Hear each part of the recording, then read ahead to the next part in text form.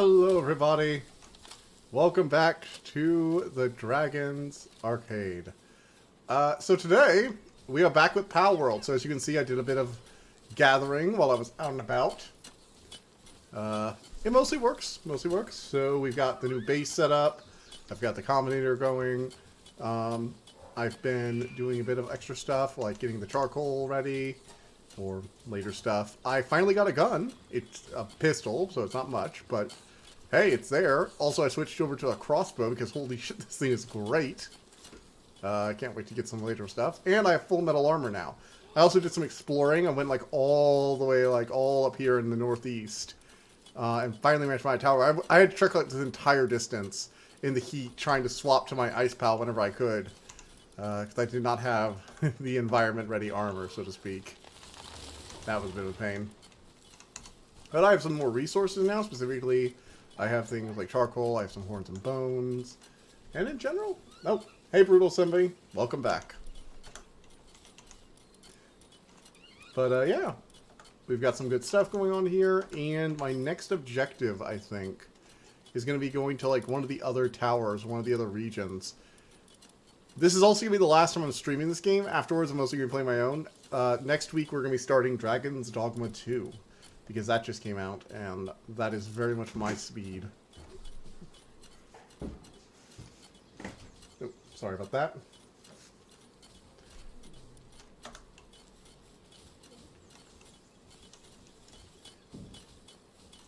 Anyway. Let's get... Oh, gods. Again. Apparently, so I think they only gather materials, not from like stuff that they tear down, but just stuff from our resource mines. We also have just like a literal near endless supply. Wait, that's not the endless supply. Nope, not there. They keep putting extra. Here it is. My stone and wood. I should be basically good on these for a long time, but we'll have to see. I'm also thinking about tearing down my other base because it's just not that optimal. And using it for something else. Because this is like my main base in this region. Anyhow, let's go ahead and head out and try out... Oh, god damn, I wasted a Mega Spear. Shoot. I meant to hit E and I hit Q instead. Alright, well, let's hop up in here. I also figured out that apparently pals just don't evolve, so that condenser just increases their rank and is essentially another leveling up mechanic. There are pals that seem to be evolutions of others, like the penguin and the super penguin with the hat and everything, but they're just separate pals, which honestly I'm a little disappointed by. I would have kind of liked it if, like, I mean, the condenser is a ridiculous requirement, but it does make, it wouldn't have made evolving feel like worth it. Plus, they could have had something like pals that evolve, you know, maybe the second star or third stars when they evolve out of the 4. That means that pals that don't evolve just get better, so they can keep up with them. Let's try this dungeon, though. The Sealed Realm of the Frozen Tyrant. So... No, wait, that was that ridiculously dumb thing. Well, it's only level 15. Let's try it. See if we're powerful enough to beat it now.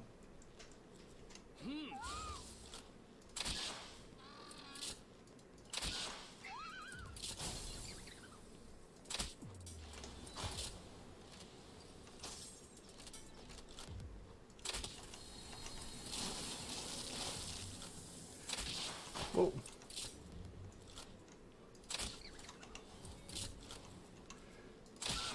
Taking out these guys is important, because otherwise they telt the boss and basically kill anything I do.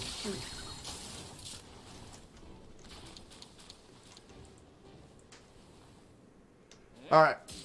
Nope.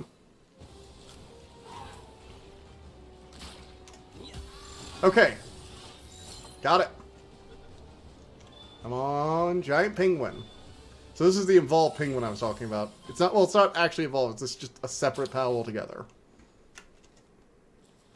I also got this, Chillette. He's pretty cool. Let's show the dragon. I've ground up a few more encounters with him so that I could just, you know, grab whatever I wanted. Is that it? Is there no, like, other benefit aside from the boss monster itself? Like, do these doors not open?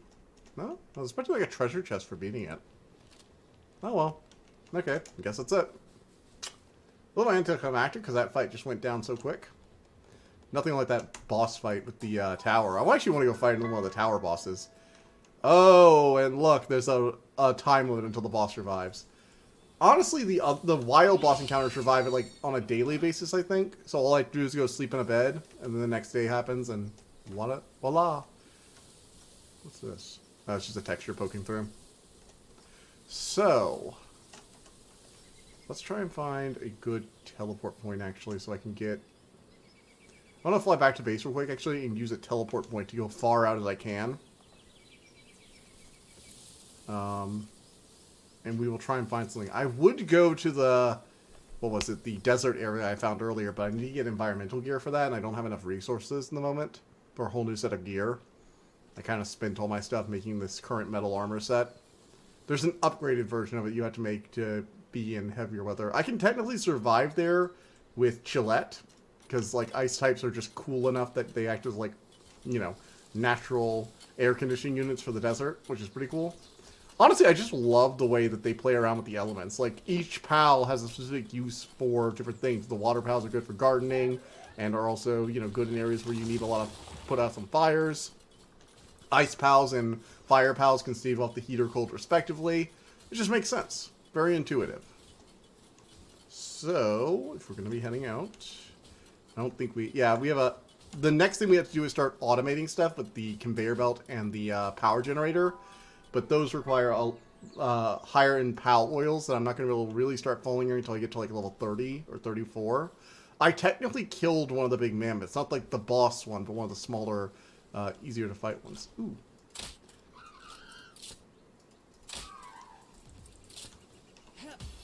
Oh, basic PAL spears just don't really matter against anything over like level 10, do they?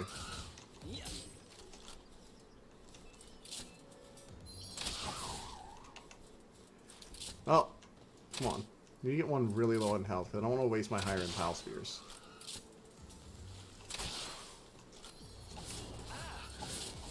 Shit. Gillette, try something.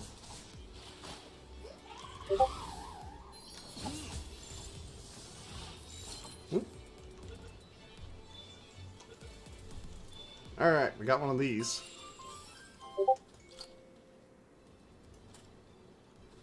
Discord is still popping, even though I don't have it open. Alright, Robin Quill. Let's see how you like my Chillette.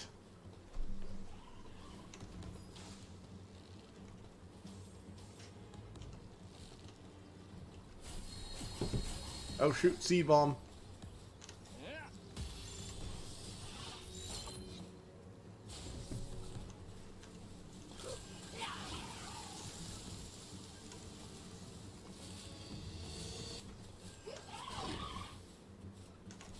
Well, he's gone.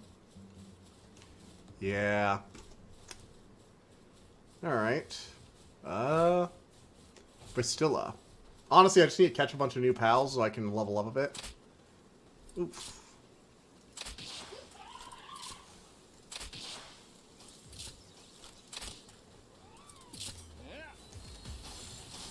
I'll try and get that behind bonus. Nope. Gone. Crossbow does decent damage though now. Okay.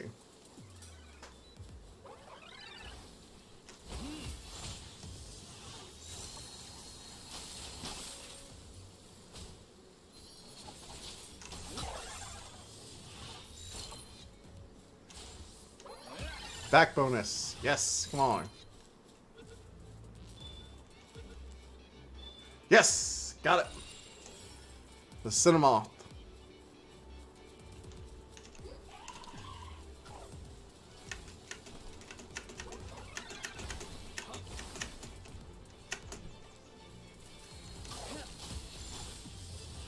Alright.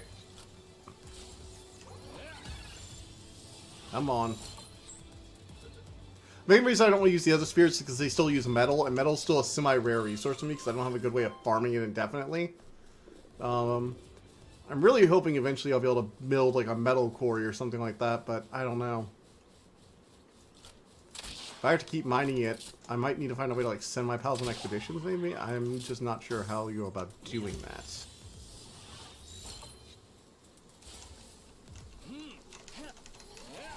Oh, come on. No, no, no. Oof, I was trying to hit it before he did an attack. I have a lot of regular Pal Spheres because I have a bunch of the Paldium. So it's not a problem to just spam those now. Ooh, I'm hungry. Shoot, did I not bring any food? Damn it. Oh, wait. No, I have berries. There we go.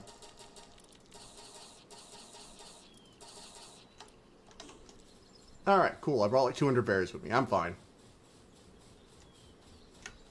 True, but the whole point is to build a base where your resources are gathering. And I'm not saying, like, gathering resources constantly. It's just that metal is being required in larger and larger amounts for everything, and there's no way to, like, set some pals to do it. Because the whole point of this is, like, Factorio style. You start out doing it yourself, but then you automate it all to your pals until they're working in, like, sweatshop-like conditions, right? And that's what the game kind of seems like selling to me.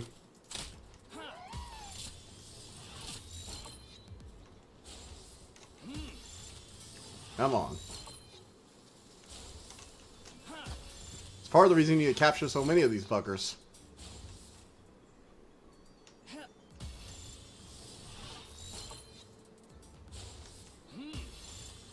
God damn it. That was a 1 out of 10 chance, but still.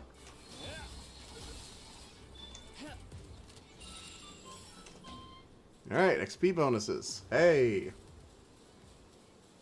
Ooh, a chest. Can I open it? That's the question. Yes, I used a silver key, and I opened it. Pelt armor schematic.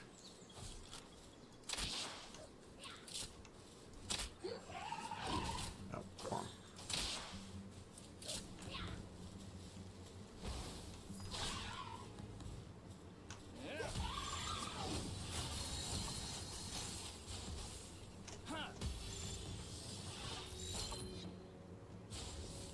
Oh, wow. Is he just trapped in the stone now? He's moving.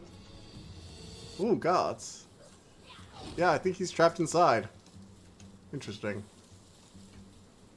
It is an early access game, so that's to be expected. See, the bugs in an early access game could just be kind of cute, so long as the early access game actually plans on releasing. Because it's like, oh, well, you know, they'll probably fix that by the time it actually comes out, hopefully. I'm actually giving this game a lot of the benefit of the doubt because a lot of early access games have, like, a lot of problems, but the gameplay is just kind of meh. And they're like, oh, the gameplay will get better as it goes. But it's like, this game actually already has pretty good gameplay loop to start with. It just needs to polish. Which is why I'm a lot happier with this being an early access game than a lot of other games I've played. Like, what was it? I remember playing this, like... It was this 4-player co-op roguelike thing where you did like a Diablo-style dungeon crawl, but it was like a roguelike, so every time it was a different pseudo-map. And it was all based on like grim fairy tale characters or mythology. So you had like Beowulf and Pinocchio. I think Pinocchio... Was it Geppetto or Pinocchio that got added recently? And you had Little Red Riding Hood as like a werewolf. Very, very classic grimdark fairy tale, but like as, you know, fantasy tropes thing. Oh, they had the Snow Queen as like an ice mage. For those who don't know, it's the story that the Frozen was least viewed. Check the Steam views of our game. What are they looking at? Not good? Review? Whoop.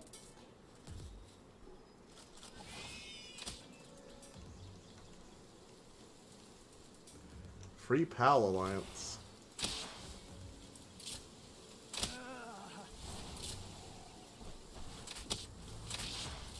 Review? What do you mean review? Oh, do you want me to go? I'll go over them after the stream then, I guess. Okay.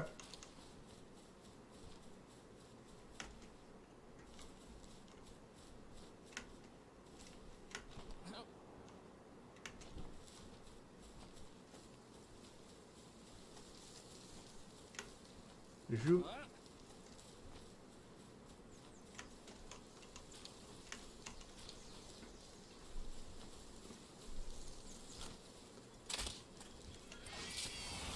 Honestly, the more I play this game, the more I'm like... I know people made a bunch of memes about how these are just like Pokemon with slightly different accents, but it's not really. I mean, they're just you know, cartoony monsters. I remember, what was it? I saw one person that didn't respond. Did I not get a message? Okay, I'll check on that. Let me see something real quick. Oh, shoot. Here. Let me... There's... Hold on.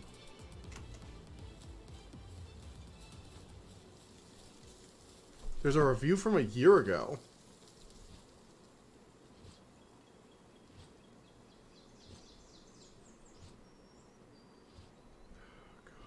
God, can I get an update on that?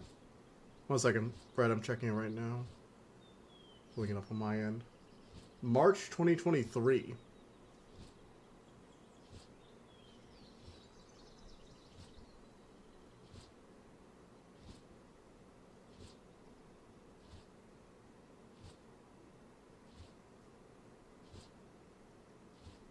Switching account. Yeah, let me X out of this real quick. Let me go check that.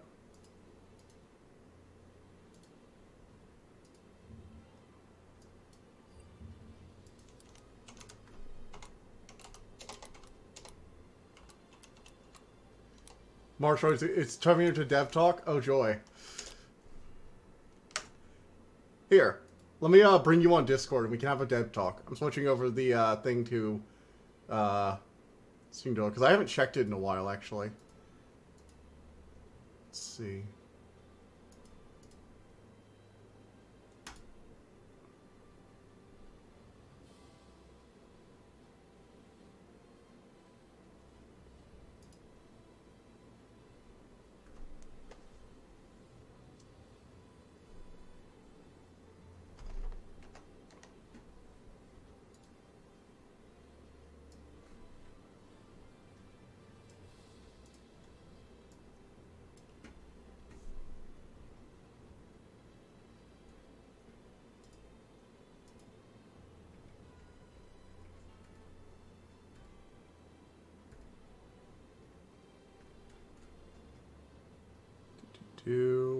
Pulling it up. And course sort VR.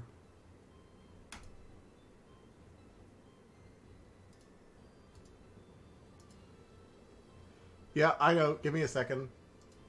It's pulling now. I'm still waiting. Let's see, here it is. Here it is. Store page. See community hub. See here, there's community hub. I'm not sure where like dev contact would be. Oh, sorry. The chat. It's still showing. It's still showing that. Ah.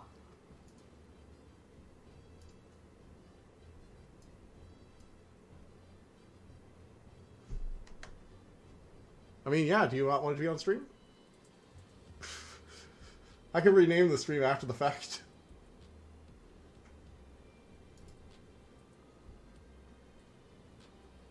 Because I went to Community Hub. It looks like they posted on the community page. I didn't think I got an update about that. Oh, thanks. Just about to call you, actually. Hey. Okay. Yeah. I just pulled it up. It looks like it was posted on the Steam community page. Okay. I will go into the code on it and check why it's not working. Yeah, I don't think. Okay, actually, no. Everything's working fine. What is it? So yeah. Okay. This game does not work with a Valve index. That's weird. To be fair, you don't have a Valve index to test, and I have Linux now, so not Windows, so it's kind of hard to test for Valve index. Maybe we should take that off there and put like just a note saying, "Hey, it's worked for us in Valve index and Linux, but."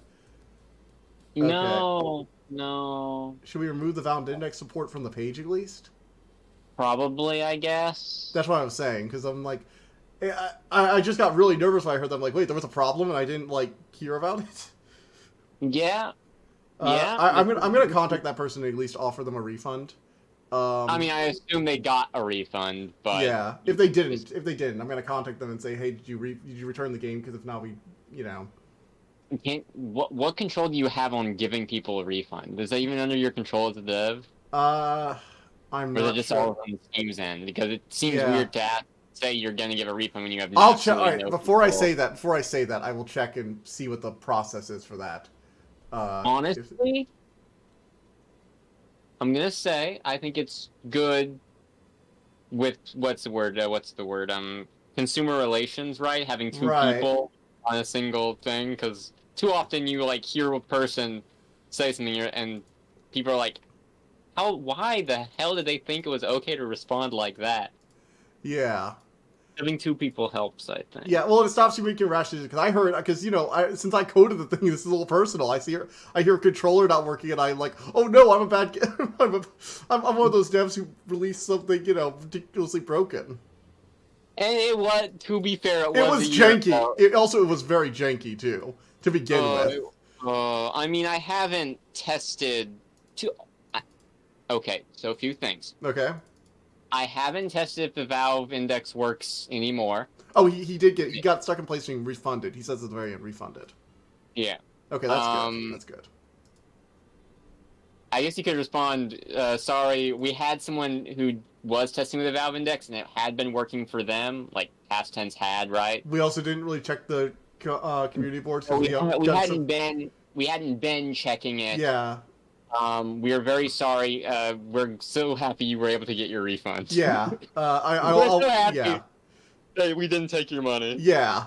Because even if we can't cash out because we didn't get enough sales yet, because it was, didn't do great, but I was like, even if that, I would have, personally, Frederick, even if Valve had, said, yeah, we don't really do that, and unless you want to do it with your money, it's I probably would have, taken it out of my own account, because I would rather be out $5 or something than have someone out there remembering us as the people who, fucking grabbed. I mean, maybe. I would have probably done it personally, just on my own. I mean, I still have my key for Windows, so at any point I could reinstall Windows and see if there's something about Windows instead of Linux that makes it not work. Well, no, I mean Linux kind of brokey with the Valve Index, because I would wear it and then it would display on the screen, but it wouldn't display on the headset.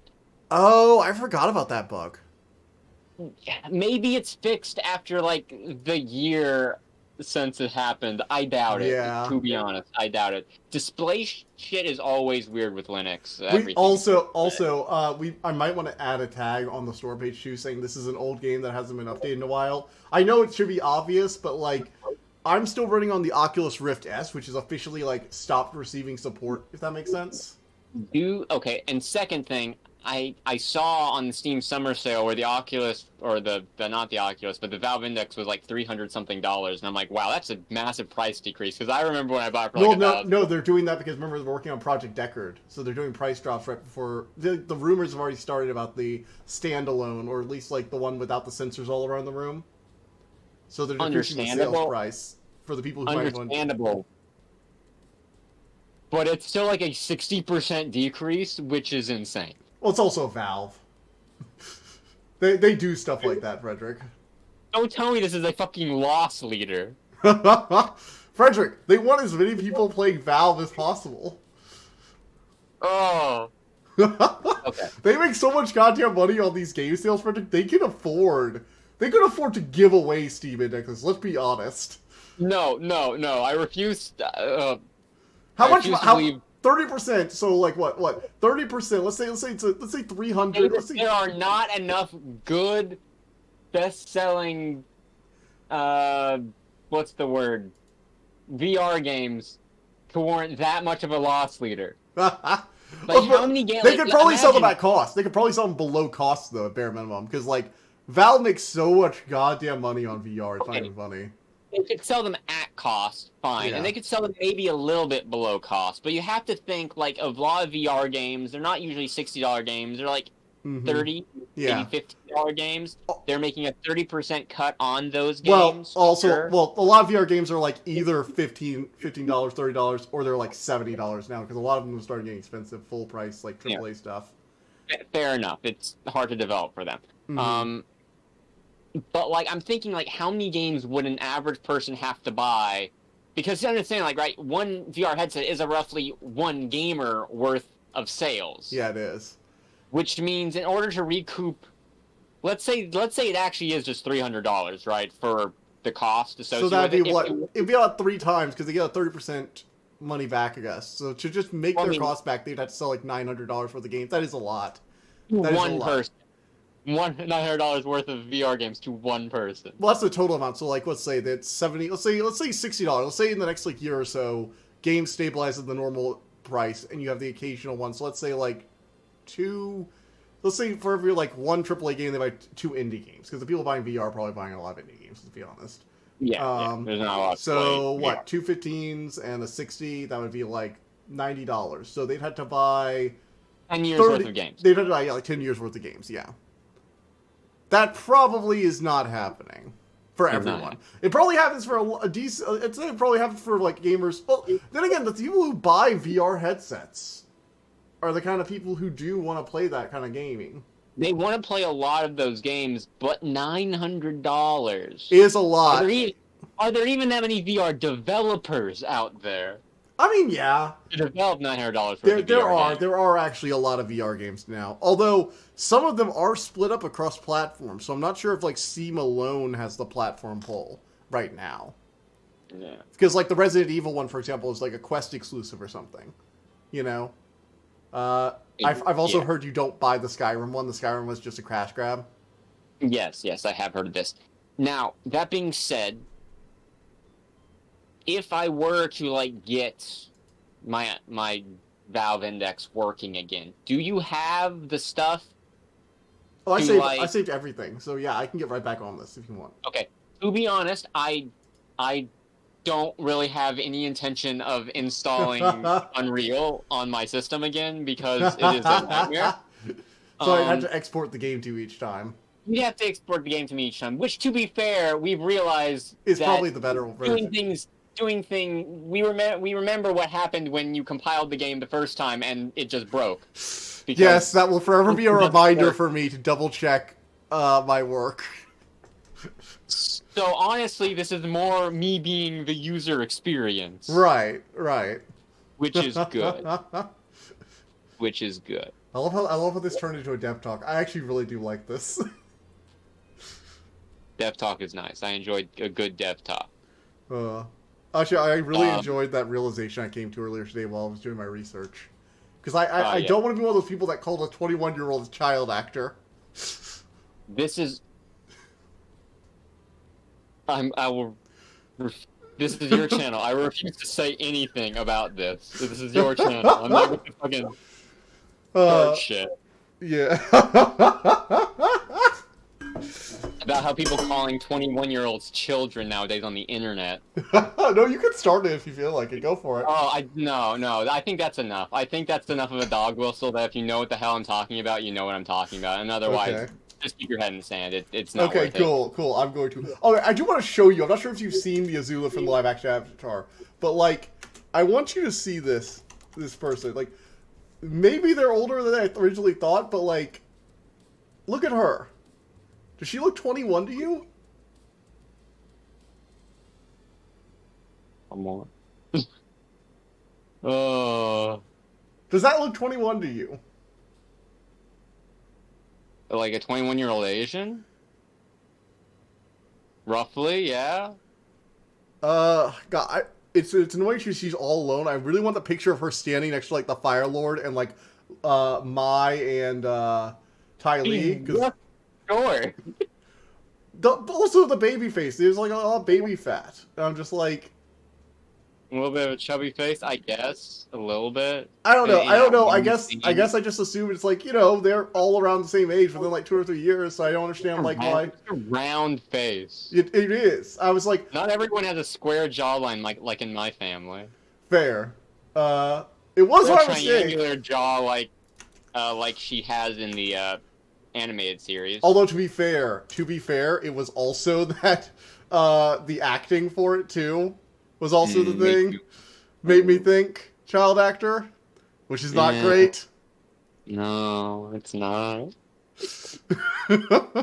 Oh, it's so sad. It's so sad. It's such a The crew that's clearly such an cared. insult. That is such an insult. Of like, I'm sorry. I'm sorry you're not a child actor. That would have been a good excuse. Oh. Like, I feel bad, but like, it's sad because it feels like a good production on so many levels. I'm gonna talk more about it later, but like, I'm gonna go and put that away because if I get in that rant again, actually, it's funny. I got into like a full-on Avatar discussion with someone at the card shop. And now you have a firm opinion. You have a much firmer. I opinion. actually have an opinion, like something I don't think I don't think so. I'm not sure if anyone else has come to that realization yet, and so I'm not gonna say it on the stream. I don't know if anyone else has come to a similar realization, Frederick, because again, I've been avoiding all of the reviews like the plague. YouTube just trying to shove them down my throat. It is good to keep your opinion your own until you make your opinion. Yeah. Because this is why I'm not watching any kind of analysis on Evangelion. Mm-hmm. I want to have my own opinion before I muddy it. I think honestly, one thing I've always respected. People say like spoilers are like just kind of dumb. Like, well, if you want to form entirely your own opinion, avoiding spoilers can actually be important to an extent. Yes. It's not like to the degree some people say it is, but Yeah. There are I can see reasonings for it. But there's at a certain point where you're like, there's so much. Yeah, there's so much information out there. There's so much. Well, there's sometimes just so much stuff out there that it's like what to select. You need to have some information to go gauge what to select to spend your time on. Mm-hmm. And so inherently you're at least mildly spoiled. The only way that doesn't happen is you actively go seek out everything that comes out. And let me tell you, as someone who has to pay attention to like the general like consensus of like books, movies, shows, all that stuff, it is exhausting keeping up with everything. Like I regularly forget about like video game releases, like to check for like the weekly video game releases or whatever, because there's just so much content coming out at any one point. Books in particular, one of the reasons I don't cover a lot of sci-fi stuff is because just keeping up with the fantasy releases and trying to track what authors are coming out is just so much work alongside all the other stuff I'm working on that I'm just like, look, if a sci-fi book catches my eye, I'll review it, but otherwise, I'm not actively looking for them, if that makes sense. Yeah, it's not exactly your wheelhouse anyway. Well, that's what I'm saying. Like, I did enjoy some stuff. What is it? John Scalzi. He does, like, kind of comedic sci-fi. I actually really liked the stuff I've read from him. He has another book called, like, First Time Villain, where a guy inherits a supervillain position and gets a nemesis and everything. And I'm just like, oh, this seems kind of fun. Seems very Venture Brothers. Yeah. I also already know I like his humor, which is like less, am I doing sci-fi or am I there for the comedy? By the way, these are basically just Team Plasma. The Free Pal Alliance. They're the ones who wanted. No, they're not Team Plasma. I'm sorry. The was it? Because I thought Team Plasma wanted to like destroy the world. No, that was Team Galactic. That was Team Galactic. Okay. Team Plasma are like the PETA organization. Yeah. Remember the one with the kid who led them? The green hair? Made you ride the Ferris wheel over and over again? Is this Pokemon Black and White? You have to understand. Yeah, Black and White. 3DS. I didn't have a 3DS until like I was in college. So. Black and White wasn't 3DS. That was basic. Oh, did you not have a basic? You didn't have a basic DS either. Okay. Oh no, I had a DS. Yeah, Black and White was DS. I guess I was at Pokemon in that case. Okay. I think my last Pokemon game before Sun and Moon was like Heart Gold and Soul Silver. Oh yeah, this was right after that, so you just missed it. Okay. Yeah. But they were basically Pokemon PETA. Yeah. I think it was because I was watching the anime and like they had a few shows that just made me stop caring about Pokemon entirely. Mm-hmm. A few episodes. Yeah. I can see that. I can see Platinum Plasma being Pokemon PETA. I actually refound my old like Destiny Deoxys DVD and put it on my Plex server and rewatched it recently. You know what? Pokemon's movies are just kind of dumb fun. I enjoy them. I like seeing the space Pokemon fight the giant Rayquaza. and they become friends at the end because of course they do. It's Pokemon. I remember watching the movies. I do not find them very memorable. I mean, I of course remember the parts where like people have shown like the whole like Pokemon crying and saving Ash from being turned to stone, I guess. But that isn't because of the movie. It's because I've seen it on YouTube. Yeah. Since then. See, I'm actually not as big a fan of like the first movie. I'm not a big fan of the first movie either, honestly. I kind of one of the reasons I like Destiny Deoxys is because they actually see like a lot of the like Pokemon movies go to like completely unique towns or cities that aren't in the games or the rest of the show, and this other one was like a tech utopia with like a bunch of this like modular robot thing made out of cubes that act as the central AI for the city. And Deoxys basically shuts it down with an anti-electronic force field. Though one of the characters' laptop still works, I noticed. I didn't notice that as a kid, but I noticed it now. And I'm like, wait, didn't all the tech shut down? What are the rules for this? I guess just complex tech, but a computer's pretty complicated. Just don't think about it. Yeah. And at the end, though, when the system reboots after Deoxys starts fighting Rayquaza, the AI goes rogue, but not in the I'm going to take over the world thing, just in the system malfunction, clean up everything kind of way. And creates like this tide of robot cubes swarming all over this. It was actually pretty cool. I kind of liked it. I think I know. I think I remember seeing that one, actually. I do. I remember the one with, what was it, My Meko? Or the one with the Star Wish... Oh, Pokemon. Jirachi. Yeah, and the one with Celebi. I also remember the one with Celebi that turned into Dark Celebi, and there was like Tyranitar and Dark Tyranitar. I kind of like the time travel with that one. That was kind of fun. Where you got to see young Professor Oak. Yeah, I guess. Yeah, I remember that part, I guess. So you have some memories of the old Pokemon movies. I do. Not the original one, not the one everyone else has a memory of. I'm in the same boat. That was like before I was born. I think I know. It doesn't count. Well, no. Pokemon was released in the US in 1997, so you were born, what, 1997, right? Yes. That's when the original games were released, so the movie came out in 1998. My brain hadn't reached the point where it started forming memories, number one. Oh, I was just saying you had been born, not that you remembered it. It was before my time. Like, I understand that, like, we grew up, right? Probably watching a lot of YouTubers discussing things, right? Yeah. About Nintendo and Pokemon and... A lot of it was before our time, though. Like, I started in, like, Hoenn as my, like, first generation. But now it's the next generation of people who grew up on something different, now making the media of remembering their childhood. So we're remembering Hoenn and Sinnoh the way they were remembering Kanto and Johto. I suppose so, yeah. Although I do actually have to say the Sinnoh movies are probably the best in my opinion. And I don't think that's just nostalgia. One of the things I liked about them was that they were actually a connected story. Like the characters, old anime movies were, where it was like they might as well not exist to the rest of the show or the movies. I'll be honest. The story when it comes to like the connected story of Pokemon. No, I'm not talking about Pokemon. I'm talking about like all anime movies. Like if the movie would just be a separate thing that the characters would never. Getting at. Okay. Because I've watched some animes and movies and I know what you're talking about. Mm-hmm. But the thing for me is that you have to understand that my perspective of like Pokemon, okay, yeah. as like a media thing outside of the games, is like go wake up early 6 o'clock in the morning before school starts. I used to watch at 6 a.m. I used to get up at 6 a.m. willingly. Watch it like the episode, like I think it was like 2 episodes, and one be like the episode that was yesterday, and the other one be the episode that's like the new episode.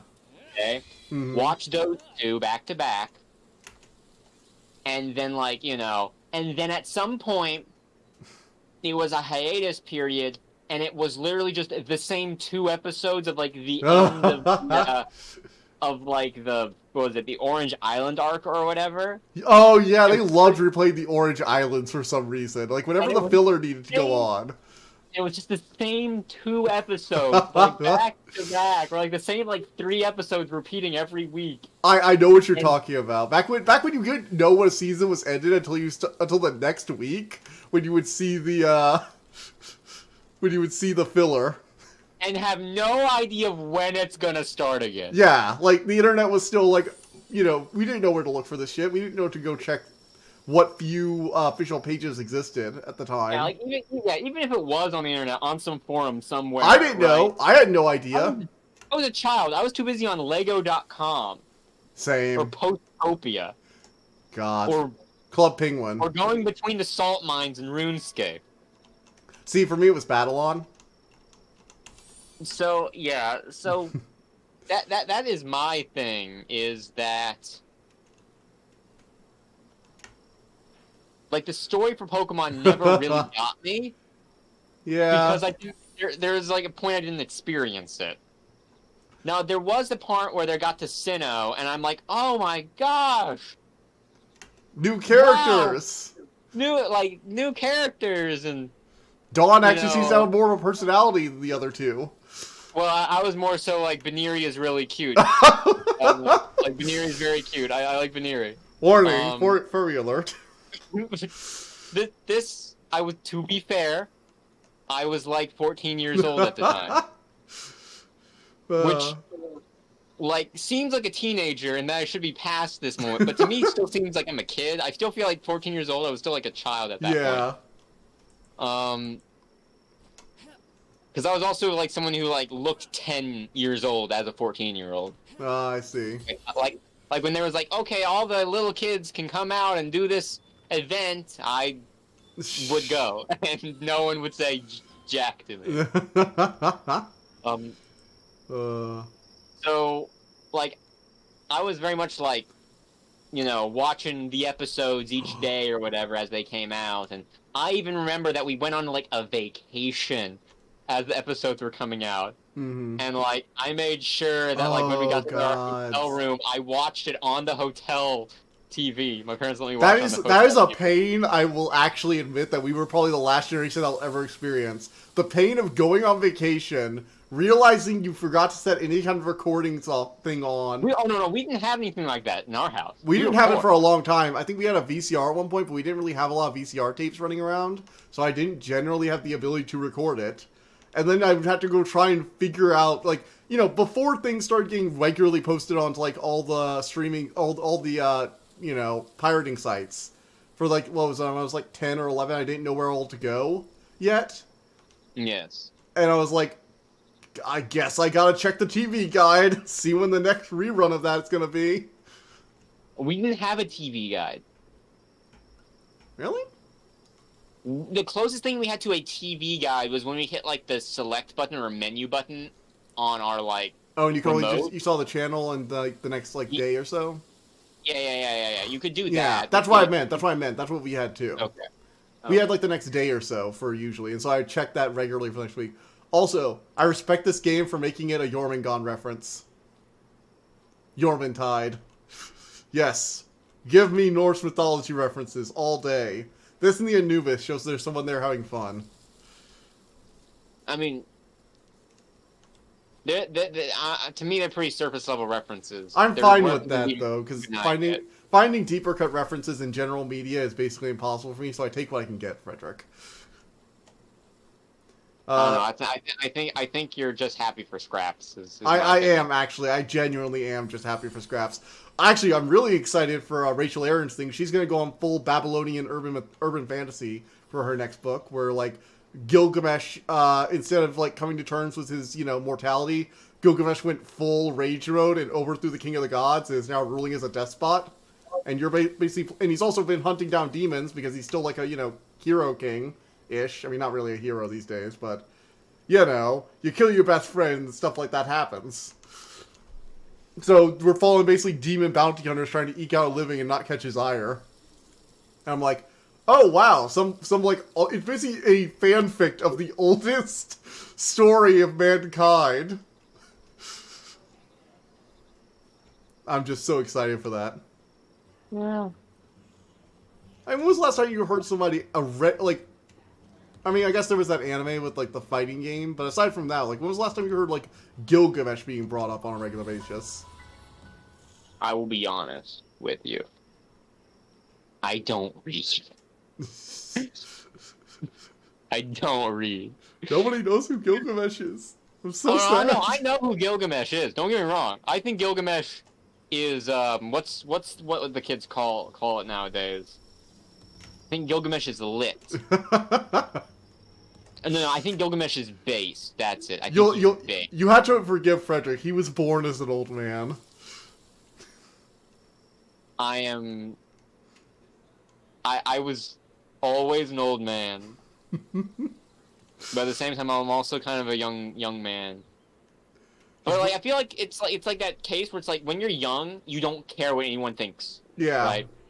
And when you're old, you don't care what anyone thinks. It's when you're in the middle that you care. It's when in the middle. I assume for normal people. I've never experienced that, but I'm assuming it's like that for normal people. I assume when you're trying to like get in good graces with other people, you need to start caring what other people think. I try and pay attention to that. You taught me that. Frederick. It's valuable. It's valuable. It is. It's a very valuable skill to have, even if it's not one I naturally am good at. I need to have it to succeed in life. I also just think it's important not to lose yourself, though. In that. Yeah. It's a tightrope. You gotta walk. Yeah. But yeah, Gilgamesh is like, it's one of those things with Mesopotamian mythology where we actually have a decent amount because, like the Egyptians and the Greeks, they actually wrote a lot of shit down.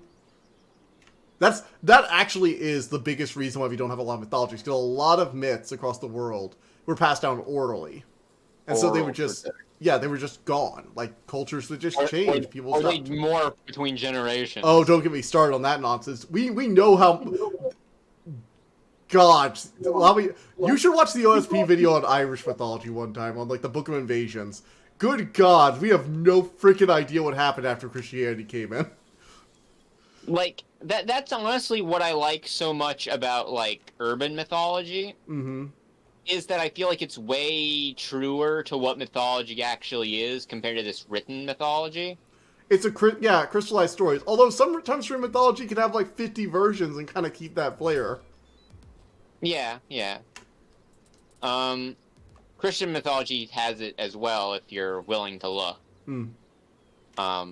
I still like Lilith even though she's not canon. I mean, I like Paradise Lost and Dante's Inferno as much as the next guy. Like everyone else, I also relate to Lucifer. Like every other human being that's ever existed. Okay, I think the difference, right, is like Dante's Inferno is a nice addition to the canon. Yeah. Like, people might say it's not canon, but look, it's in some people's canon at the very least. I mean, to be fair, from what I understand, depictions of hell radically changed afterwards, so if it changed how you view your own religion, I say it's basically canon at that point. It's at least changed how some people view their religion. Yeah. At the very least. Some people try to get closer to the truth and be like, no, it's actually just a sad place. So yeah, like for example, Purgatory, which is the second book. That whole thing in the second book with Purgatory, that's more of a contentious issue, I'd argue, for Dante in general. Yes. Now, to be fair, not all Christian sects believe in Purgatory. No, that's the thing. That's why I say it's contentious. Catholics believe in Purgatory. I thought it was because it wasn't originally used to sell indulgences, right? For the church? I don't know what the original purpose. You'll have to forgive me. I don't know the original purpose of Purgatory. I think, personally, spitballing, right? Based on nothing. Based on nothing. This is complete fan theory. We disavow all attachment. Feel free to correct me. This is fine. That the purpose of Purgatory, at least at some point during its lifespan, was because the concept of eternal torment for a set of rules you might not have known how to follow, or very complicated to follow, is kind of just inherently unjust. And that ruffles people's feathers. And therefore, in order to maintain the justice of the one true God, to make him a just being, he would have to give you some place in order to redeem yourself after you know, okay, this is what the right way is, this is what I should be doing. Plus all those unbaptized children. I'm guessing thinking of them being tormented for all eternity make them feel a little icky. Potentially. So, that's my opinion of why purgatory exists. That, no way to 100% prove it, but that does make a lot of sense. Like, from, like, a perspective, Most of what I say makes sense, even if it is wrong.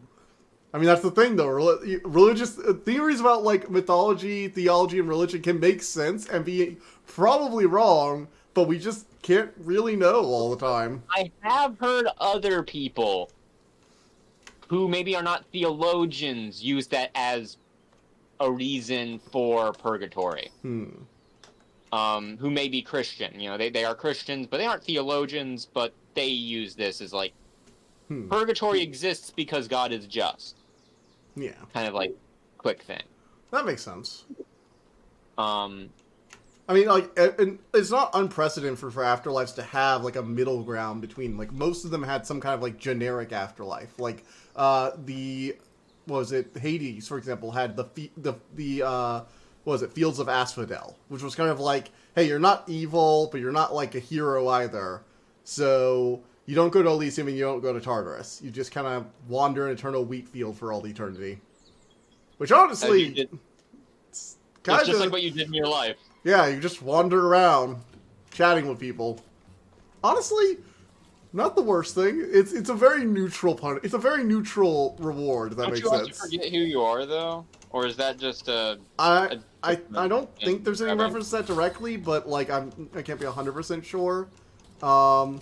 I think that's something most people do, though, to make the afterlife seem more permanent. Because the thing with Greek mythology, and a lot of mythologies in general, is when you have an afterlife that, you know, characters can, like, visit and stuff, it kind of trivializes death a bit.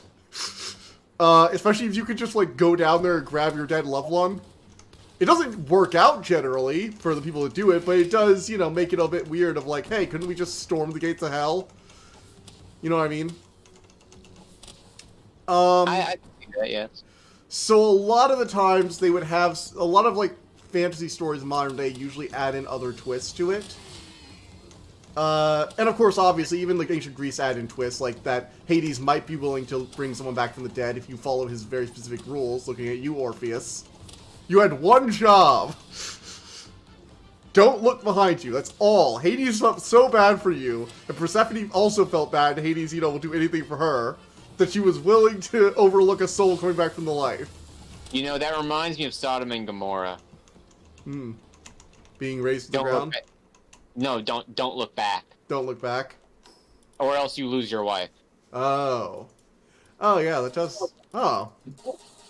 I've never saw that connection, actually. The difference being is what happens afterwards. Yeah. Oh, to be fair, Orpheus got it pretty bad. You know what happened to him after, right?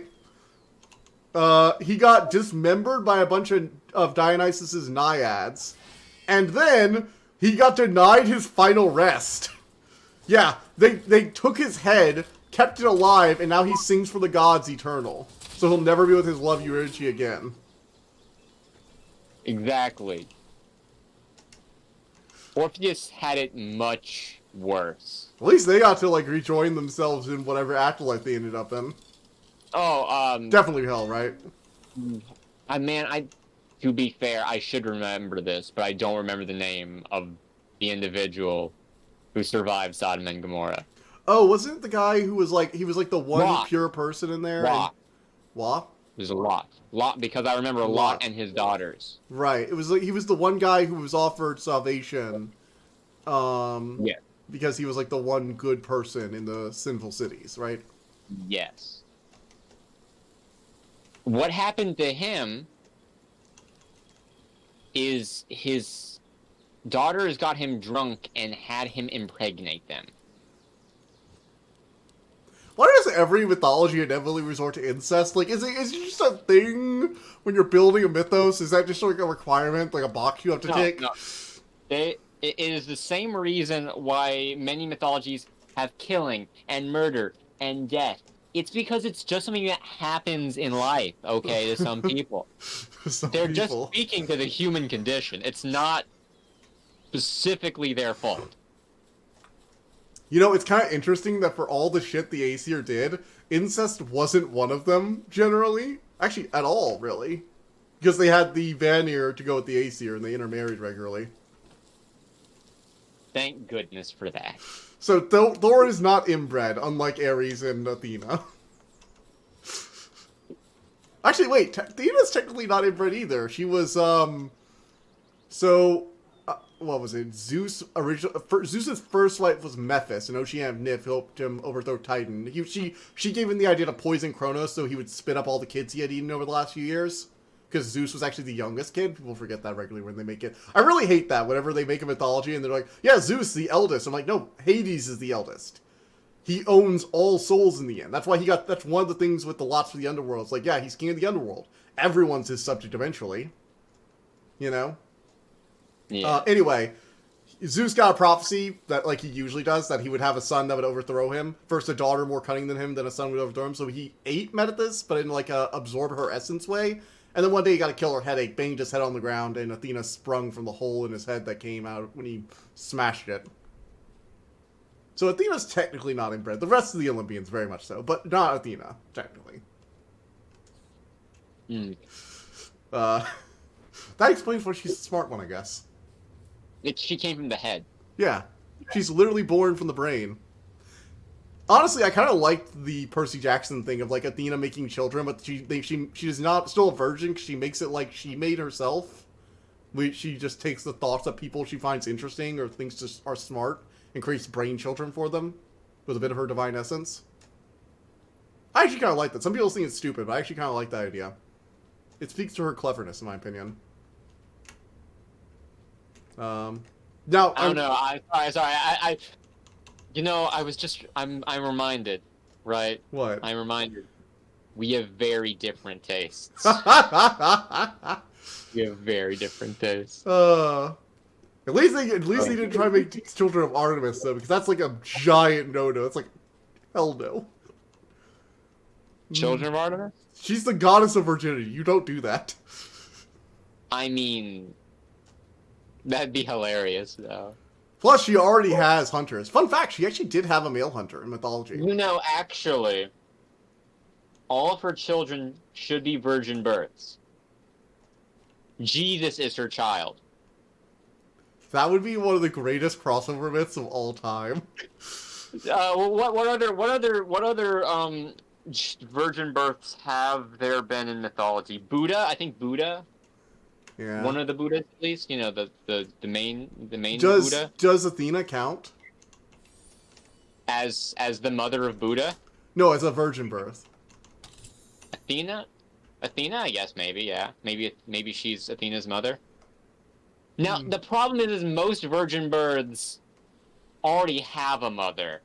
Yeah. What they have is a father. So her having children that are virgin Zeus births, was definitely not by that point. That being said, Jesus just had two moms. It's fine. Yeah. It's... I forget who you said. Athena. Oh, Brainchild with the Virgin Mary? Yes. I don't think it was Athena. It was the person who was the goddess of virgin. Oh, Artemis? Yeah, so Artemis and Athena combine their divine essences like Metis and create... Jesus. No. Artemis and Mary. That created Jesus. Interesting. Yes. Oh, shoot, I'm burning alive. Artemis and whoever Muhammad was it Gautama? The ultimate, the super best friends. The super Buddha. Artemis and the mother of Super Buddha also. You mean? Do you mean? What's his name? The blue skin one? Is blue skin? No, you're not talking about Hinduism. You're talking about Buddhism, not Hinduism. Oh yeah, that's Shiva. No. So I'm talking about Shiva. I'm talking about the reincarnation of Not Shiva. Shiva's the destroyer. We're talking about the preserver. Vishnu? I think he was the reincarnation of Vishnu. What was his name? I'll be honest. I don't know any other virgin births besides those two. I know there's tons more, but I just Oh, no, don't it wasn't know. a virgin birth. I was thinking of, like, major religious figures. Well, I'm thinking specifically of virgin births, because that's what Artemis would be. Yeah. What their children would be, right? Yeah, Is like, Artemis man? Artemis sounds like a man. no, Man. Artemis is a girl. She's like That's the what I leader of the thought. hunter. She's a sister of Apollo. Okay. That's what I thought. It's just also kind of sounds like a man's name because I've heard men also named Artemis. There is actually another virgin goddess, and she's like the only goddess who's not responsible for any major deaths or tragedies in Greek mythology. Hestia is basically just the nice goddess. She was she's technically she's sometimes one of the 12 Olympians. It's not really recorded anywhere, but basically the Olympians either include Hestia or Dionysus, and since Dionysus is the younger god, it's generally implied that she gave up her position among the 12 to welcome him to the fold. She's the goddess of the hearth, home, and family, and she's also a virgin goddess, and also fire. And she's technically the eldest of all of them, I think. I think Hades was the firstborn son, but Hestia, I believe, was the oldest of the Olympians in official canon. Which means she's the first of the current age of gods. And she's no longer an Olympian. She just tends the hearth and is generally chill and nice. That's it. She doesn't really have any major myths. Speaking of myths, Mm-hmm. I know that you already have a system that you're planning on running for like a role-playing campaign. Yeah. I know this. I just want to say this though. I know that we had talked about Mage the Ascension at some point, right? Yeah. That might be cool. But honestly, given what your actual interests are, even though you think magic is cool, I feel like you'd probably be more fun running a Changeling campaign if you were to do anything in that system. I do love Fae stories. Like, listening to the Fae and their, like, weird rules. Very, very cool. Fae? Yeah. You are a Fae? Yeah, you are a Fae. And technically, you can make whatever Fae you want. The World of Darkness just has so much versatility to it. It's literally just do whatever. One of my favorite quotes in World of Darkness is, "God is real, but that's not a very high bar."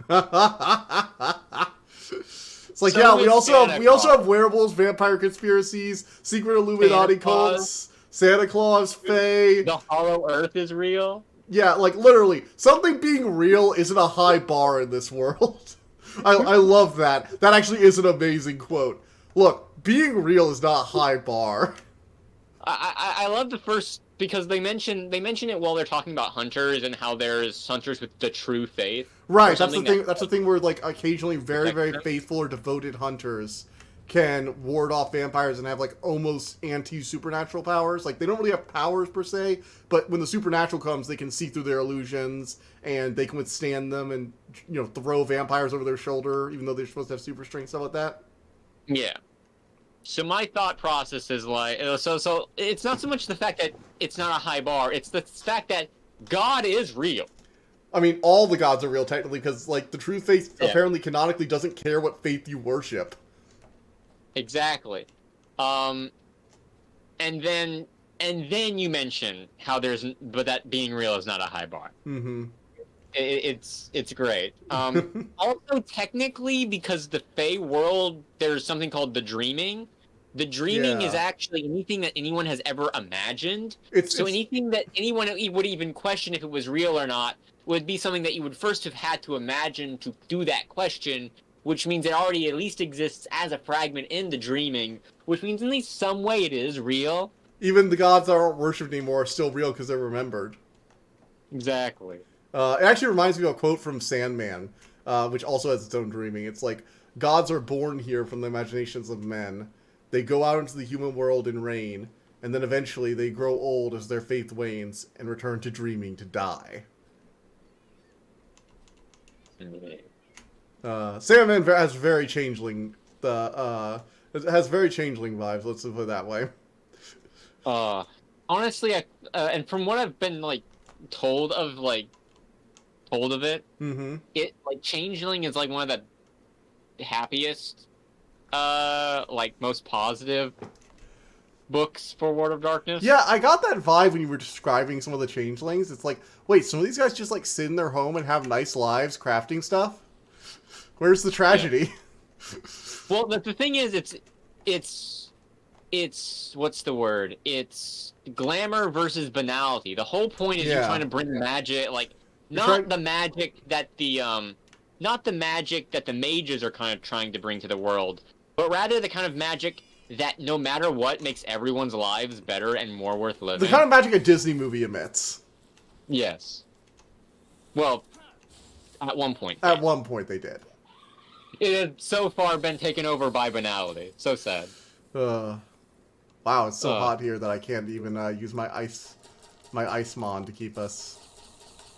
I'm literally sitting on a giant ice critter that's like exuding cold. And it's like, nope, sorry, you're too close to the active volcano. Alright, look at this. I'm sitting near grass, but I'm so hot I'm blistering alive. Have you ever stood near an active volcano? To be fair, you are still on the lava rock. I'm on the sand now. Well, the sand is also quite hot. Although there should probably, if the sand is that hot, maybe no grass should be forming, but whatever. That's what I was saying. That's what I was saying. It's not that big. It's not a big deal. It's fine. It's fine. Honestly, a lot of people have been getting on them for using store-bought assets. I'm like, it's fine as long as the gameplay's good. In my opinion. Honestly, the whole store-bought assets thing is like, does it negatively impact you playing the game, or are you just someone that wants to feel better about yourself? Yeah. Or like noticing that these are store-bought assets and that for some reason makes the game terrible, unplayable, terrible or something. Yeah, I don't get it. It never really made sense to me. Ooh. I mean, I think I've shown this to you, but it's probably been many years since I showed this to you. Mm-hmm. But there was this one GDC talk like many years ago that I love, which is failing to fail, I think, the Spider software way or something like that. And basically it was this guy who talked about how he's an older guy, okay, and he's talking about it's very, very seldom can you be older than your industry. Very seldom can you be older than your industry. Yeah, computing's industry is like one of the few areas where there are still people working who are like older in the industry, especially in video games. Yeah. And so he's coming from his perspective, and he mentions, like, you know, he was back selling his games, you know, back when someone had to, like, call up and then, like, get an order in, and then, like, you know, have to mail in their money or check to them, and then they would have to mail back, because they, and then when they finally got a credit card reader, it was, like, way better. Yeah. Kind of thing. And he mentioned, like, in passing, it's like, Steam takes a 30% cut, and that is fair. I did it before. They know what they're doing for you. Yeah. It's actually cheaper to take that 30% cut than to do what we did. I still love how I still love the story of how Valve eventually made Steam. Like how they pitched it to so many places and they turned them all, and all of them turned them down. And so Valve was just like, you know what? Screw you guys. Publishers suck. I'll just do it myself. But basically, yeah. So this guy, okay? Mm-hmm. He was talking about, like, his various games that he had released, and mainly, like, his first game was just taking all the mechanics from other games he liked and then just putting them all into one game. Yeah. And people liked that. And so he did that a couple more times, and, like, one of the games went really popular, so he decided to, like, really invest money into, like, making better assets and making better sounds and the like. Mm-hmm. And, you know, it didn't really recoup its costs. Kind of thing. And he's like, here's the thing. Make your game as cheaply as is okay with you. If you need custom sound effects or you need custom artwork, that is fine. I mean, we've seen what bloated budgets do to games. If you need that to feel good about what you're making, do it. Yeah. But if you don't, do not worry about it. Let no one tell you that you are less or your game is not as good, just because you didn't feel the need to make custom assets. Yeah. Like, and I love that principle so much. and Even though I again, can't we see games that do that make like all this, like, what was it? I think, what was it called? Was it Suicide Squad that was saying this, or was it some other game? I forget which game it was. No, it was that new pirate game by Ubisoft. And they were talking about how it's the first quadruple A game. Like, the sheer fact that they put so much money into it somehow made it better. And the game was dog shit, from what I heard. I have not played it personally, but from what I've heard, it's not good, and you should just play Black Flag if you want a pirate game. And it's like, yeah, it turns out, just because you have some pretty assets doesn't mean shit if the gameplay's bad. You know? Also, I'm of the opinion that one of the best-selling games of all time was Minecraft. Yeah. What the fuck are you doing? Actually, that's not an opinion. That's actually a fact. It's at the top of all. When it comes to games that have an actual, like, upfront price tag, as in they're not free, or free with air quotes, Minecraft is actually the best-selling. Like, just flat out. So let's be honest when it comes to budget. That is a fallacy. Actually just having heart. Yeah. Or just having good gameplay again. Like, having a core gameplay loop is the most important thing. You know? I don't think... The thing with Minecraft is less about the core gameplay loop and more about a lot of other factors, let's be honest. Yeah, the modding scene definitely contributed. The fact that there was really, like, it kind of spawned the survival adventure game genre. It also spawned the build my game for me genre, unfortunately, too. Did it? Did it really? I mean, it kind of made that idea popular, yeah. Was it not, like, wasn't Skyrim before that?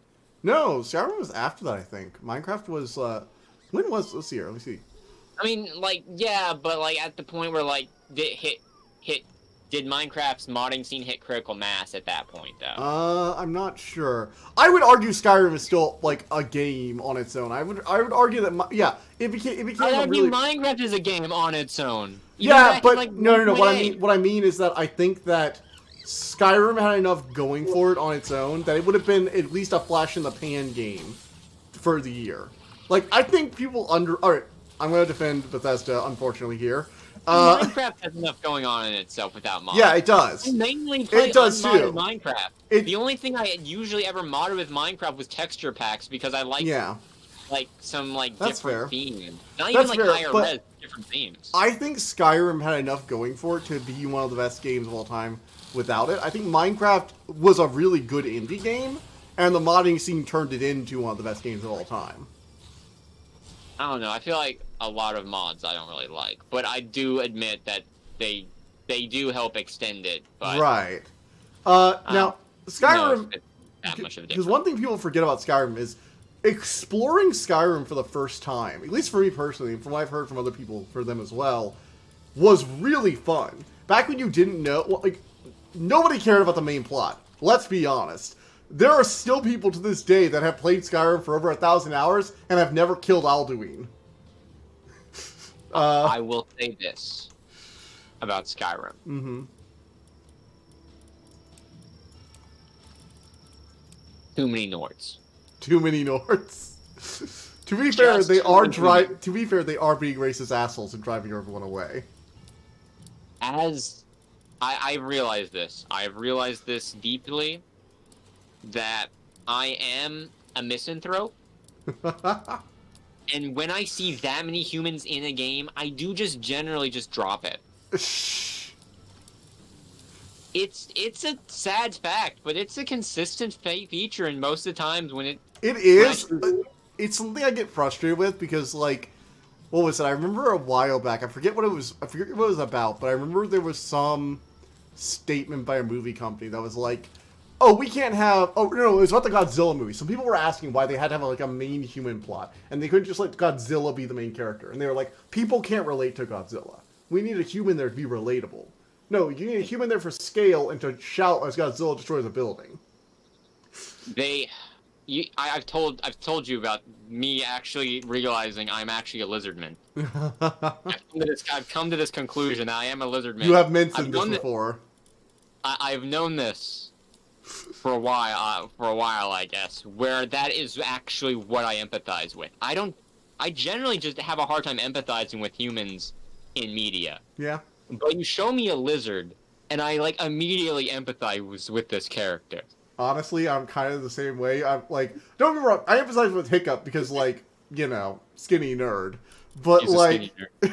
but He's a skinny nerd capable of empathizing with dragons. yeah. Okay. Yeah. Also that. As long as they're basically like, you know, within an 80% range of me. And it just so happens that being a lizard is closer to that 80% range than being a human.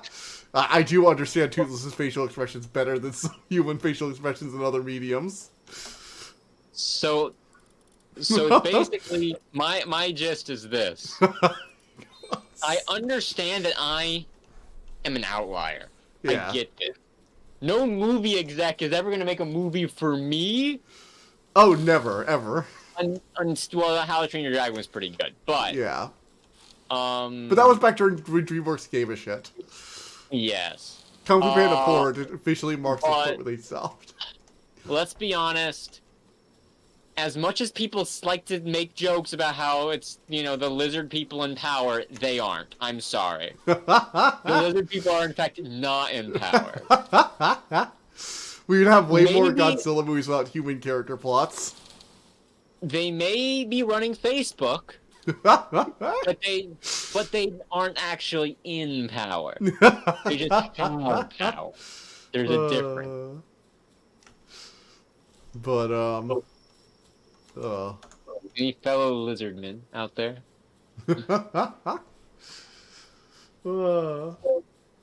God, we have like 5 total people watching, 2 on YouTube, 1 including you, I guess. So like 4 other people.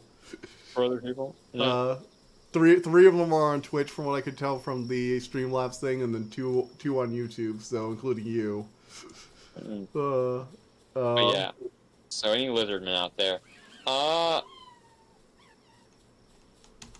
But yeah, that is my opinion on video games, is that people like complaining about video games, and I'm like, bro, I'm all in the indie scene. I've been in the indie scene for decades. I don't care that AAA games have gone to shit. Honestly, I've stopped caring for the most part. Like, I heard that we're getting another Pokemon Legends game, and I'm like, okay, if it's good, I'll play it. You know, I'll probably play it a bit, but if it's good, then maybe I'll finish it and review it.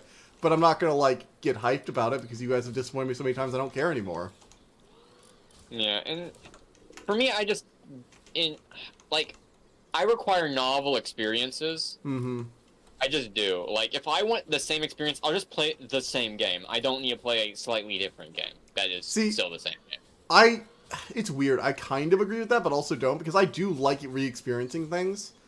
So I do like things like, you know, Elden Ring, for example, or Bloodborne in the 3 Dark Souls games.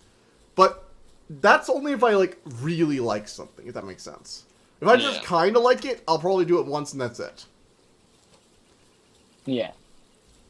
Like, most games I play are either they are just, like, you can look at my Steam library. Of the games I've actually played, it is an eclectic bunch. It is. I've seen it a few times. It's like Darkest Dungeon.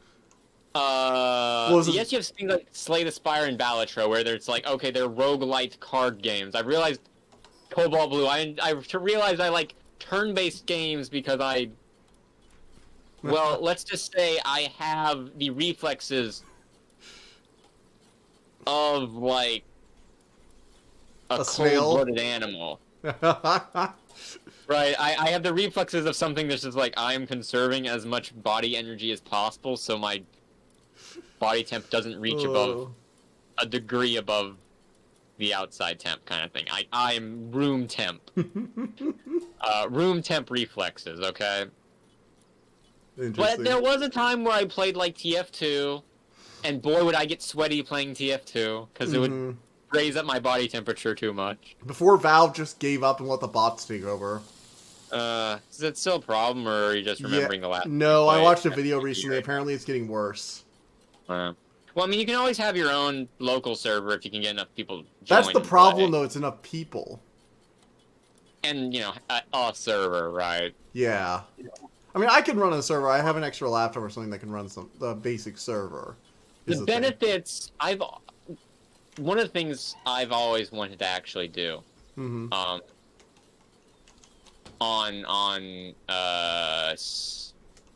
TF2 was actually play like one of my custom maps. Oh. Even if it's just like a deathmatch kind of style thing. Mm-hmm. Yeah, that makes sense. That being said, last time I checked, it doesn't run on Linux. Like, I can't connect to a server. Damn. On Linux. So it'd have to be, like, on Windows. And that's, you know... And then you'd have to learn how to do the server software, make the server software work. And it'd be a thing. It'd be a thing. It might be fun. It might be fun to do eventually once Baldur's Gate is done. We've done, like, role-playing games enough that we feel like, okay, we're good with this. And I think Lewis was interested in doing Divinity next. Yeah. But yeah. So maybe once we're done with that, then we can be like, hey, you know, let's think about this TF2 stuff. Honestly, I'd be on board for that. Well, TF2 is a lot of fun, and it's the kind of game, it's the sad thing of a game that I can still access, but I basically can't play it because, again, Frederick, I tried going on, not like recently, it was a few months ago, I think, and the bots were just, god damn it, man.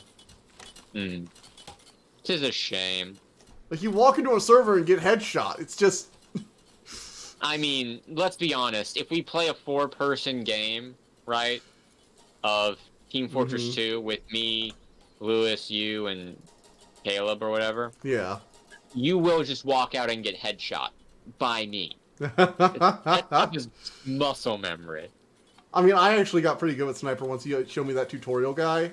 The one who showed you, like, basic tricks, like, just don't move, keep your crosshair steady and all that. Honestly, it's helped me in general, just, like, as Sniper characters in general. I feel like just playing a bit of TF2 and going through those tips actually have generally made me better sniper in games, which is nice. I used to play entire afternoons of CP Orange. Oh, God. I didn't play afternoons of CP Orange, but I definitely spent, like, a decent amount of afternoons playing just, like, random team deathmatch or team capture point. Now, my childhood was Warcraft 3. That was, like, when well, I didn't really have a Valve account a Steam account back then. I got into Steam pretty late, but, oh boy. The amount of times I spent on Battle.net. One day, like, not like anytime soon, because I know you want to do TF2 afterwards, and, you know, we are probably going to go through quite a few games before we get to this. One day, I'm going to drag you, Lewis, and Caleb into some of those custom scenario modes I talked about for Warcraft 3. Like, what was it? Like, Werewolf, or Tree Tag, or Battleship. God, that was my childhood right there, Frederick. Also, to be fair, I don't think I have any of the maps saved of TF2 maps. Oh, I actually have all the Warcraft 3 custom maps saved. Which is a damn shame. I think I had a video of one of the TF2 maps, but I don't know if I actually saved that video on any of my... I don't know what channel it's actually on, if I have it. But it was supposed to be like a payload map, but I don't think I got the payload logic working. But it was this thing where, like, there was, like, a bridge over the top of, like, the whole level. And you could technically, like, rocket jump to the bridge. And it wasn't in, like, a no-build zone, so if you, like, sentry jumped up there and, like, wrangled your sentry and then, like, rescue rangered it back up to the top, you could theoretically, like, build a sentry spot that covered the whole map. Interesting. But you could do that on both attack and defense. So, like... Not that big a deal. You could still need the Wrangler. It was probably a pretty small map for payload, which means defense just inherently has an advantage because it doesn't take as long for them to get back to the front lines. So probably would have been hell on earth. But I felt like I had, like, you know, some rooms where, like, you could cut through and stuff. And you had enough directional options, essentially. I tried to make it so it didn't feel like there was a choke point. Yeah, that can be really brutal in games where there's like a single point, because if you can take control of that, you can just gun down so many kills. TF2 is really bad with choke points.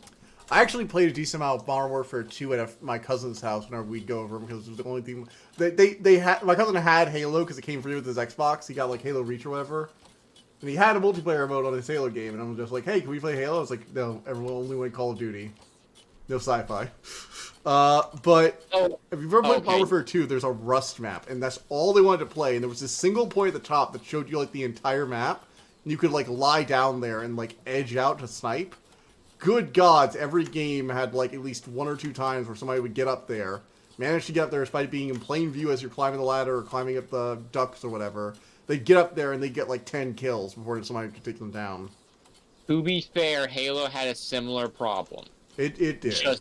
Just with the Scorpion tank. Oh god, that thing, yeah. Once you get access to the Scorpion tank on an open map, right? It's just man. It's like, if there is no, like, rocket launcher, or they took the rocket launcher so it's not spawning. Or the laser pointer of death. This was Halo 2, that I don't think a Spartan laser existed. Oh, it didn't exist then? Oh, That being said, Halo 2's rocket launcher was also heat-seeking, which is amazing. Yeah, that thing basically made the Ghost a joke. Somebody would get in the Ghost and do a few passing runs shooting at me, and I'd be like, oh, cool. Dead. See, you don't understand. I'm in the Ghost, and I'm the one laughing. I have outran those rockets in my Ghost. They are heat sinking me, and I am just fucking outrunning them. Fool! I got good enough that you can't cheese me. This is true. Dude, I think I told you, like, my favorite map in Halo 3 was Valhalla. Oh god, I love Valhalla. Was Halo 3, and my favorite map was Valhalla. And Valhalla or Blood Gulch. It's either Valhalla or Blood Gulch for me. And here's the thing, I love Valhalla so much because I would just drive the Warthog and just allow, like, I didn't care about shooting. I was just really good at making passes with the Warthog and doing the sickest mid-air jumps and spins. Like, there's like that one little thing that if you're on a Mongoose, you've got like a good ramp. But if you're on a Warthog, you'll do like a 180 or 360 spin depending on how you take it. I would consistently like run away from enemies, right, with the guy in the side, right, with the flag. Yeah. And just like, it's like there's an obvious normal path you go that's kind of dangerous. But then you go like just crest the hill in the crazy jump, and then boom, you're safe because now you've crested the hill, you're down, and now you've got a hill in the way of your enemies. So like, I loved Valhalla just for the consistent like. That's fair. That's entirely fair. Over the wood and through the hills to Grandma's house we go. To Grandma's house we go. I would consistently be like singing like over the hill and through the woods as I was going through Valhalla. Beautiful. It was great. That being said, it is getting late, and I do need to take a bath. All right. Hair is greasy. All right. See ya. See ya. But it was good talking. Yeah, it was. This is fun. All right. So we had a brief dev talk midway through this. Ooh, something new to catch and enslave.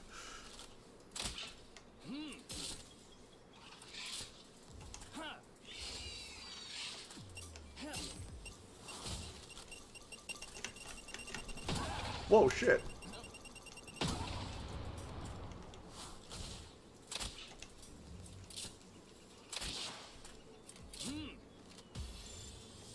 Damn. Okay, so they're like the Voltorps of this game.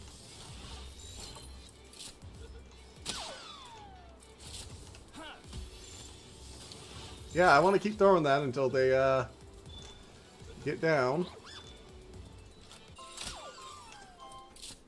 Okay. Toko.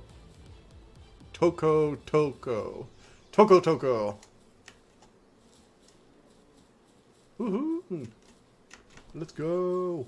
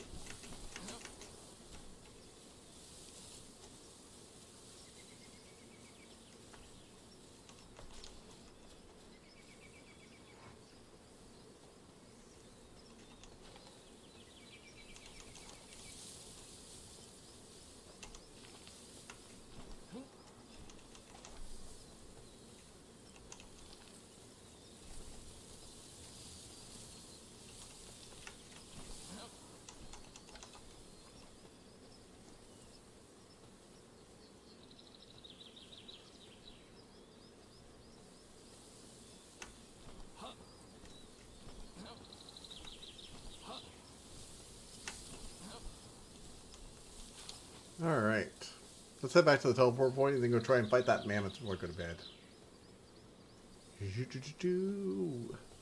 Look at me. Got glowing armor. I look like a warrior. And I've got a knife on my belt for some reason, even though it's not, you know, something I'll actually use.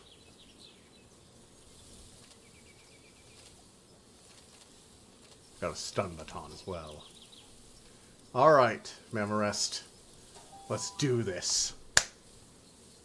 I've got some leveled up pals, and I think I'm finally ready to take you down, buddy.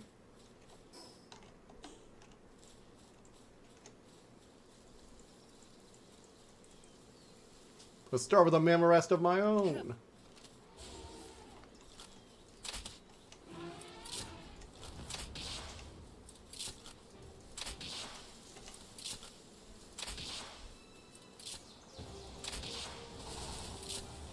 Holy shit.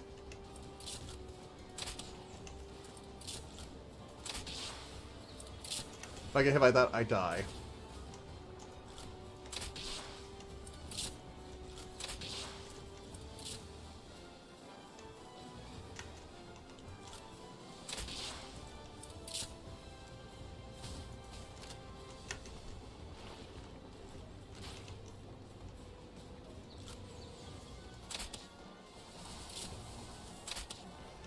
Ugh. Not good.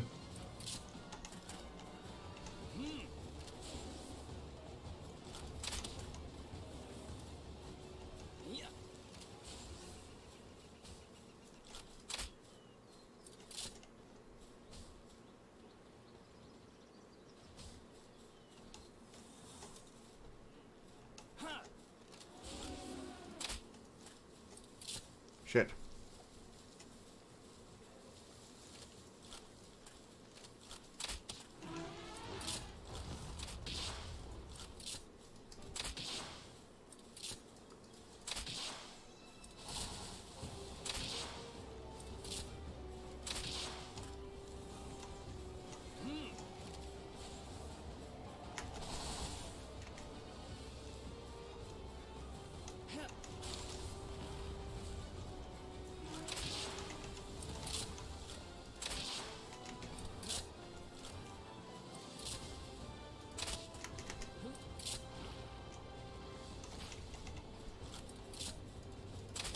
Well, this thing is going to be whittled down very slowly. Holy shit.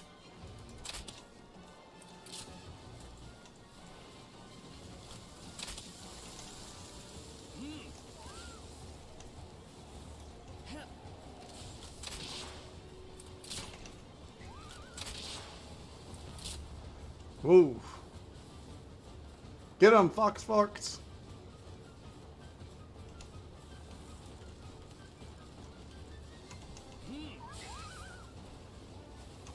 Yes!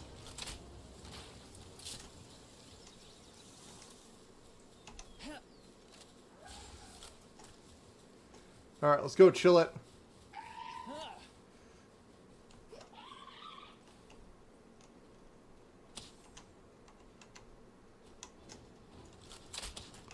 Take him down, chill it.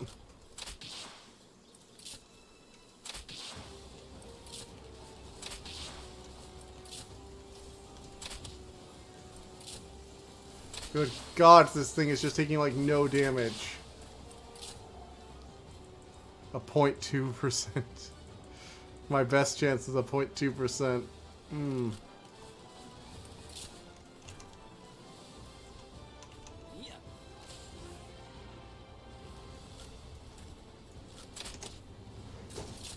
Holy shit.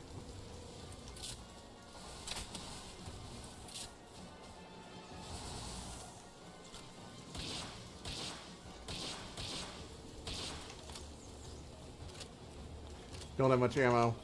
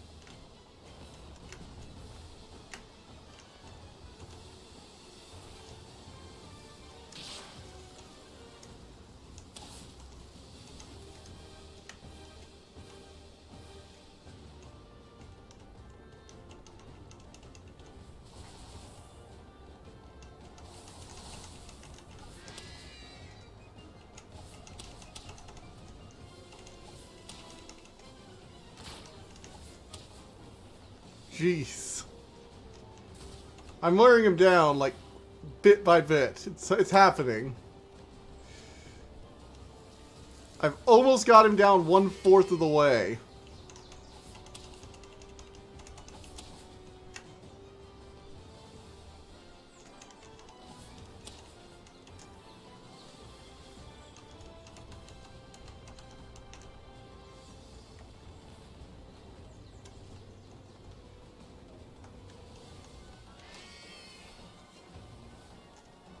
Shit.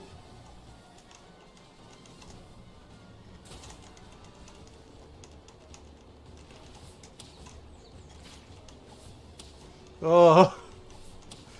I like how you can technically fight something way higher level than yourself with risk.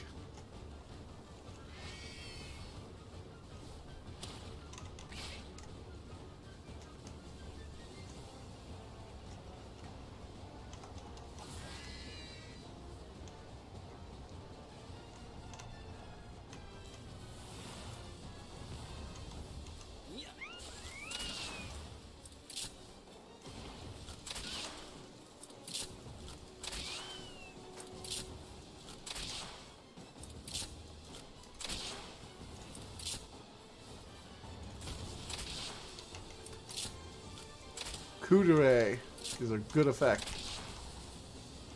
Nox.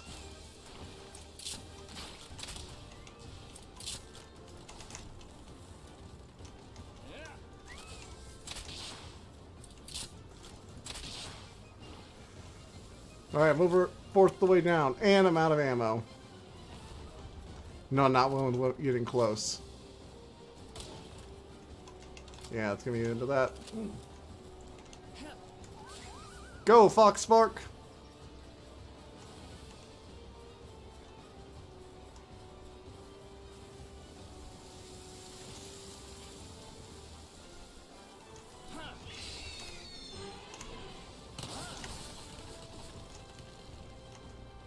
Whoo! Nightwing! For the rescue!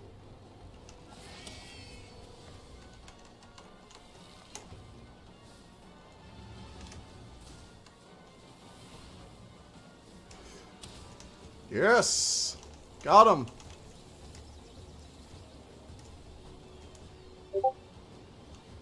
Got him!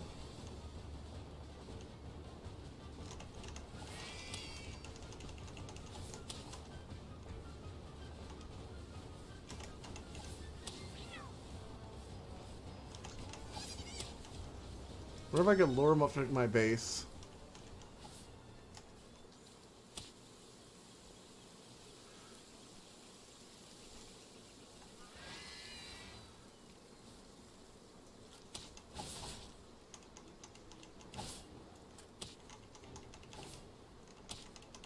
Okay.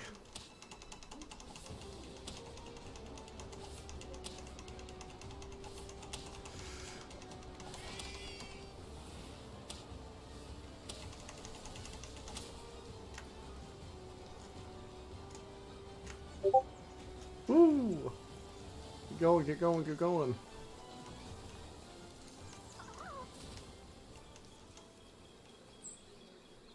Alright. And now we're getting going back down again. And we can get about 120 or something like that each time we do this. So I'm thinking like 20 more times? 20 more times on mistakes. Sounds good.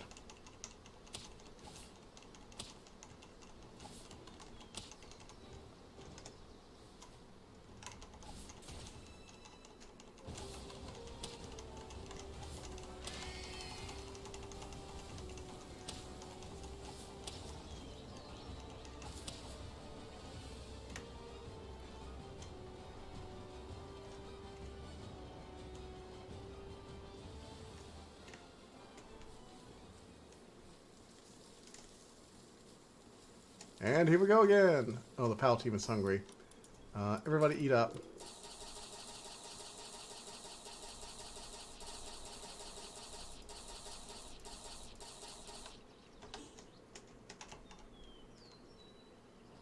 Come on, don't regenerate your health. Don't want to regenerate yet. I'm so glad they don't regenerate health.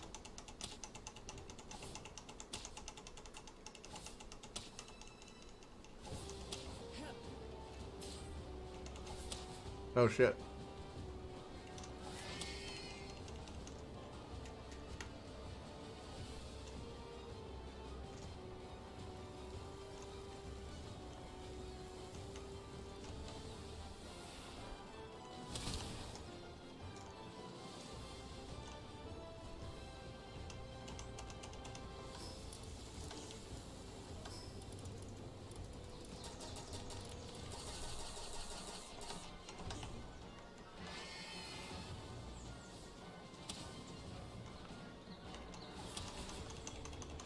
Holy shit.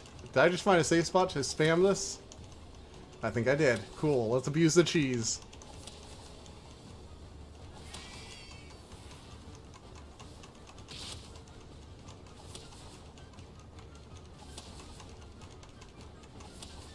Oh, this is gonna take a little while.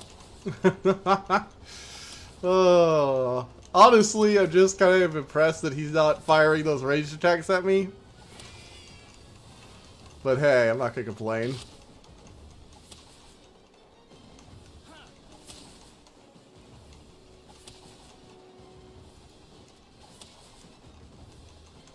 Just keep spamming these.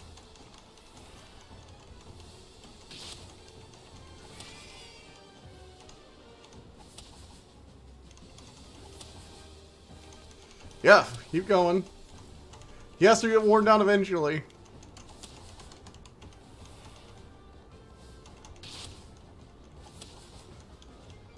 And hey, there's gonna be some stone and palladium to pick up later. Good thing there's no time limit on this too.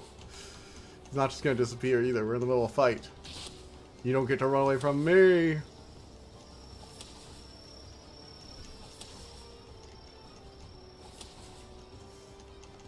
Alright. Come on, keep going, keep going. Power bomb!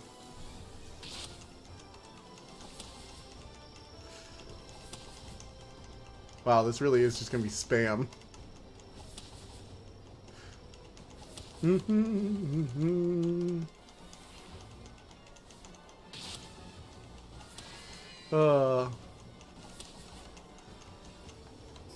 think I'm gonna go ahead and save this this replay recording. Ooh. Nope, guess I can. I'll have to get that later. Zoop. Loop. Come on. Get wrecked.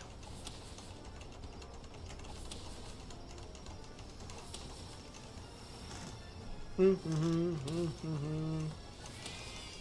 do do do do do do do do do do do.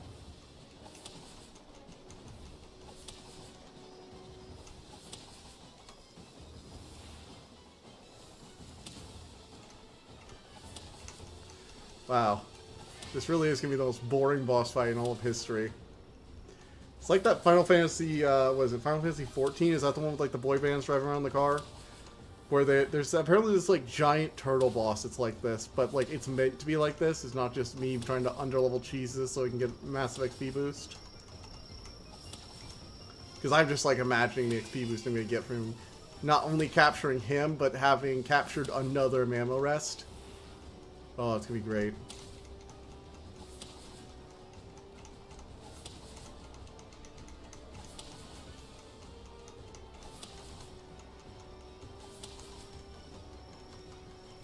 Power bomb. Wow, Nightwing is battle is going long. I might actually run out of food.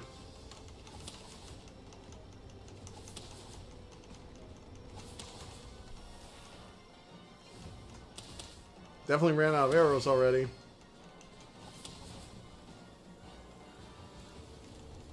Oh my god, it's 6.06%? Seriously?